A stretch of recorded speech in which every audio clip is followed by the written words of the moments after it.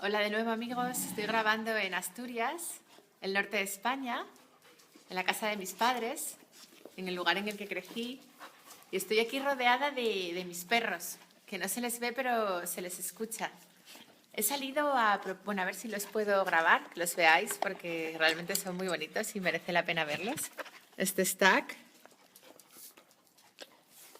Bueno, entonces he venido a propósito a grabar aquí fuera porque quería que se escuchara a los perros, porque me parece maravilloso su estado de presencia. Los perros están siempre presentes, están siempre en el ahora. Por eso mantienen esa respiración acompasada, sin interrupciones, inspiran, expiran, al contrario que los humanos, que inspiramos y transcurre un periodo de tiempo hasta que expiramos. Ellos no, tienen una respiración continuada, lo cual refleja su profundo estado de presencia. Están siempre presentes, están siempre en el ahora. Los perros, todos los animales, los niños. Digamos que nosotros no acabamos de encontrar ese estado de presencia y nuestra mente siempre se está yendo al futuro o al pasado.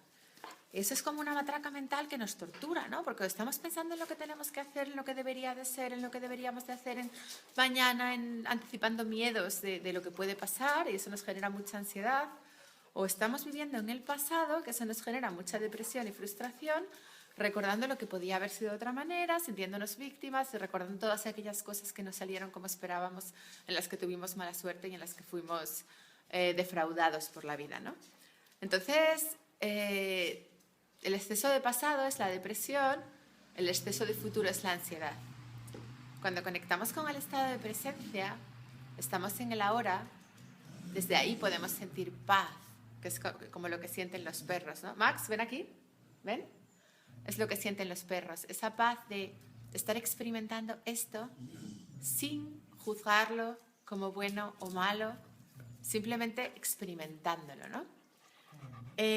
¿Por qué os quiero contar esto? ¿Cómo podemos extrapolar esto? Shh, ven acá, pequeño, ven acá. Ven acá. ¿Cómo podemos extrapolar esto a las relaciones de pareja? Se están peleando entre ellos. ¿Cómo podemos extrapolar esto a las relaciones de pareja? ¿Por qué os hablo de la presencia? Bueno, la presencia es tremendamente liberadora, porque nuestra mente va a 200 por hora. Nuestra mente es como una locomotora, y todos esos pensamientos nos torturan.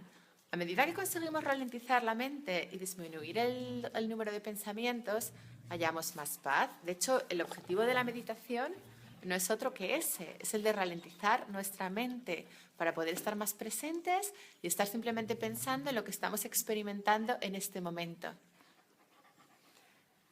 ¿Por qué os cuento esto? ¿Cómo extrapolamos esto a las relaciones de pareja? Bueno, a ver, la presencia es enormemente liberadora para todo en la vida y es recomendable y ojalá yo estuviera más presente, y yo no estoy presente al 100%.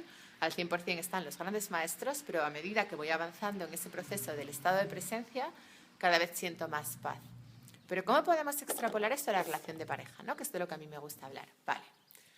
Pues he observado que muchas de nuestras discusiones, de nuestras peleas, tienen mucho que ver con no estar presentes, tienen mucho que ver con reaccionar en lugar de responder. Cuando estamos presentes, no nos identificamos tanto con el personaje, no nos identificamos tanto con el personaje de la bronca, sino que lo vemos como un observador.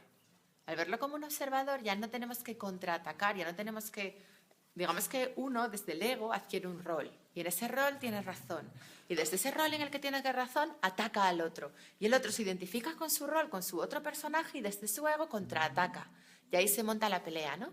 Y cuando estamos presentes ya no necesitamos identificarnos con nuestro ego, ya no necesitamos asumir uno de los roles, sino que sencillamente podemos observarlo sin reaccionar. Y eso es enormemente liberador, porque eso nos permite hacernos la pregunta: ¿qué quieres? ¿Ser feliz o tener razón? Y automáticamente, cuando nos hacemos esa pregunta, vemos que no es necesario contraatacar, que no hay nada que contraargumentar. Y podemos observar que detrás de ese ataque que otra persona nos está infligiendo hay dolor, y que detrás de ese dolor hay encubierta una petición de amor. Es como ahora el perro que está gruñendo porque tiene un trozo de comida y llega el otro perro y él se siente amenazado y le está atacando, pero en realidad lo único que siente es su miedo a que le quiten su comida. Y en el fondo, detrás de ese ataque hay un no me quites mi comida, déjame. ¿Conocéis la teoría del niño herido? Un día la cuento más en profundidad, la desarrollo más en profundidad, pero para contarla por encima todos tenemos dentro un niño que creció espontáneo y libre, pero se iba encontrando con trabas a su espontaneidad, a su libertad, y se iba encontrando con dificultades y con problemas. Entonces aprendió a hacer esto, a ponerse una máscara, y si hacía esto, mamá le quería. Y si hacía esto, por ejemplo, si estaba calladito y no hacía ruido, papá le quería. Entonces ese niño aprendió a ponerse máscaras. Y ese niño se puso tantas máscaras como capas de cebolla. Y ese niño a día de hoy lleva una armadura. Y ese niño somos todos nosotros. Y cuando alguien nos toca esa armadura, nos duele. Porque nos está tocando todas las heridas emocionales que nos hicieron construir esa armadura. Por eso nos refugiamos detrás de esa armadura y cuando alguien nos toca la armadura y nos duele, atacamos porque sentimos miedo y sentimos dolor. Y siempre que hay un ataque, detrás hay un dolor o un miedo. Y siempre eso lleva encubierta una petición de amor.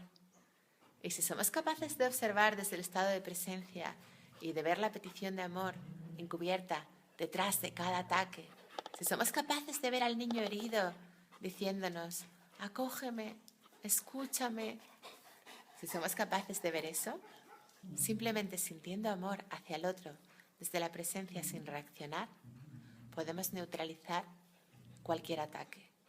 No como una estrategia de me quedo callado y paro a ver si el otro para, no, pero sintiendo amor real hacia el otro, entendiendo su dolor, compartiendo su dolor, sintiendo amor por él, automáticamente podemos neutralizar cualquier ataque. Un abrazo enorme.